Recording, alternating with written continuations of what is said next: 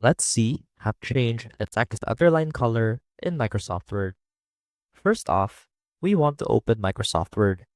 And as you can see right here, we have our document ready. Now, let's say that we want to underline a certain part of this text right here. So for example, you already know how to underline our text. You can do that by clicking on the U icon here on the Home tab, or simply by clicking Control U on our keyboard. Now, as you can see, our underline is currently in the color black. Now to change the color of this underline, click on the drop-down option beside the underline icon. And here at the bottom, you'll see the option to change the underline color.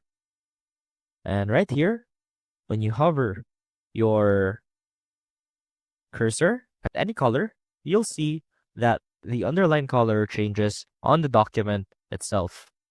Let's say that we want to change it to a bright red right here. And as you can see, we now have a red underline in our document. And that is how you can change the text underline color in Microsoft Word. I hope this helped, and I will see you soon.